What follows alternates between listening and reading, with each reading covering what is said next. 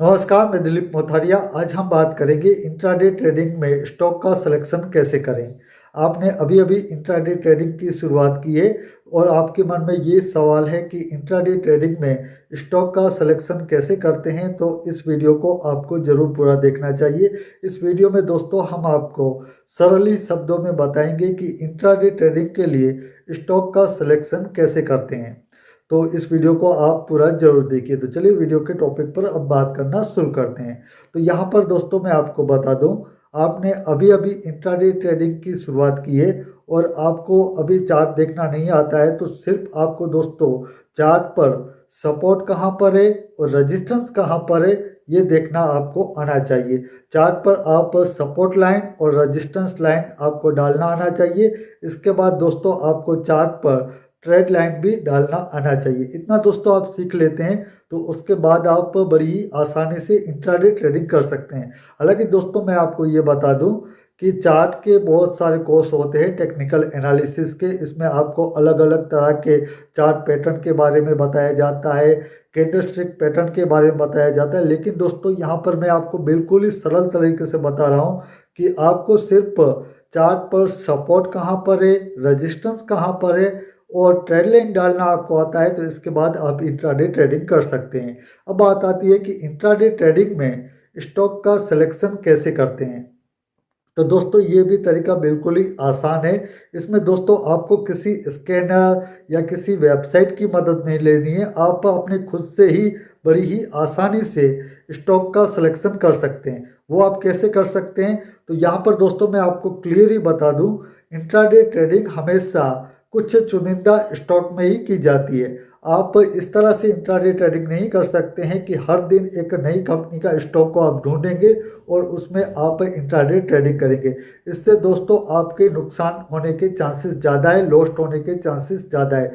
बल्कि आप एक बढ़िया सा वॉच लिस्ट बनाकर इंट्राडे ट्रेडिंग करेंगे, उन्हीं स्टॉक पर फोकस करके इंट्राडे ट्रेडिंग करेंगे, तो इसमें आपके प्रॉफिट होने के चांसेस ज़्यादा है। अब बात आती है कि आपको एक वॉच लिस्ट ही बनाना चाहिए। आपको हर दिन एक नए स्टॉक की ढूंढने की कोई आवश्यकता नहीं है। अब वॉच लिस्ट में आपको कितने स्टॉक को ऐड करना चाहिए, तो यहाँ पर दोस्तों मैं आपको बता दूँ, आपको 5 स्टॉक को ही ऐड करना चाहिए वॉच लिस्ट में इंट्राडे ट्रेडिंग के लिए। अब उन 5 स्टॉक में क्या क्या खासियतें होनी चाहिए ये मैं आपको बता दूँ। फर्स्ट, उस स्टॉक में दोस्तों हर दिन कम से कम 1 करोड़ से ज़्यादा का वॉल्यूम होता होना चाहिए। वॉल्यूम से दोस्तों मेरा मतलब है कि स्टॉक में जब वॉल्यूम ज़्यादा होगा तो इससे क्या होगा कि हम इंट्राडे ट्रेडिंग में किसी स्टॉक को बाय करेंगे और उसके बाद सेल भी करेंगे, तो वो तुरंत ही हमारा ऑर्डर एग्जीक्यूट हो जाएगा। और यदि वॉल्यूम कम होगा तो इसमें चांसेस थोड़े से कम हो जाएंगे कि हमारा ऑर्डर हमने बाय कर लिया तो उसके बाद सेल होने में, क्योंकि यदि कोई खरीदार नहीं होगा तो फिर हमारा ऑर्डर तुरंत एग्जीक्यूट नहीं होगा। तो इंट्राडे ट्रेडिंग दोस्तों हमेशा हाई वॉल्यूम वाले स्टॉक में ही की जाती है। इसके बाद सेकंड जो हमारा पॉइंट है कि उन स्टॉक में हाई प्राइस मूवमेंट होता होना चाहिए, यानी कि स्टॉक का जो प्राइस है उसमें हाई मोमेंटम होना चाहिए। इस तरह के दोस्तों आपको स्टॉक ढूंढने चाहिए। इससे मेरा मतलब है कि आप जो वॉच लिस्ट बनाएंगे उसमें मान लीजिए कि ऑटो सेक्टर में अभी बढ़िया सी तेज़ी चल रही है, तो आप पांचों ही स्टॉक ऑटो सेक्टर से ले सकते हैं, क्योंकि उसमें अभी हाई प्राइस मोमेंटम ऊपर की साइड में हो रहा है, तेज़ी बनी हुई है। तो इस तरह से आप उन स्टॉक का चुनाव कर सकते हैं। इसके बाद तीसरा हमारा दोस्तों जो पॉइंट होगा कि उन्हें स्टॉक में अपर सर्किट और लोअर सर्किट नहीं लगना चाहिए। इससे दोस्तों क्या होगा कि मान लीजिए अपर सर्किट और लोअर सर्किट लग गया तो उसके बाद इंट्राडे ट्रेडिंग के लिए वो स्टॉक हमारे कुछ ही काम का नहीं है। यानी कि अपर सर्किट और लोअर सर्किट हो गया तो उसके बाद ट्रेडिंग ही बंद हो जाती है, तो फिर हमारा वो स्टॉक किसी काम का नहीं है।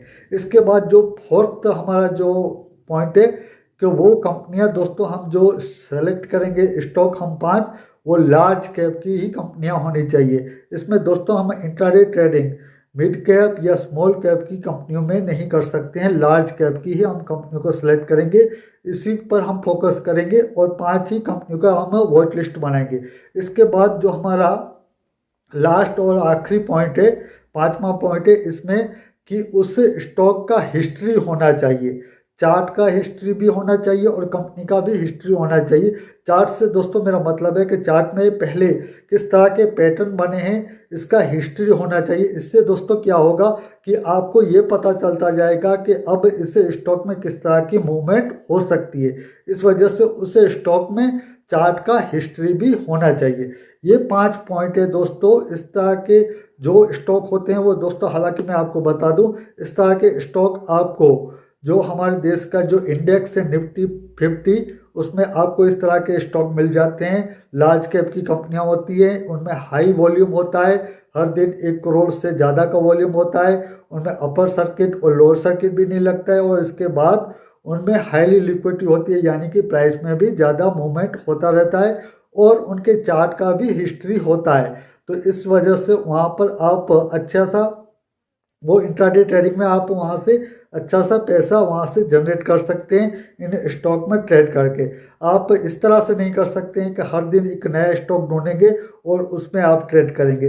तो दोस्तों इंट्राडे ट्रेडिंग में इस तरह से जो स्टॉक का सिलेक्शन होता है इस तरह से करना चाहिए। हमें एक वॉच लिस्ट बनाना चाहिए, और वॉच लिस्ट में हम 5 ही स्टॉक रखना चाहिए, और उन 5 स्टॉक में इस तरह की खासियतें होनी चाहिए। तो इस तरह से दोस्तों इंट्राडे ट्रेडिंग में हम स्टॉक का सिलेक्शन करेंगे। तो आज के वीडियो में बस अब इतना ही। मुझे दीजिए रजा। धन्यवाद।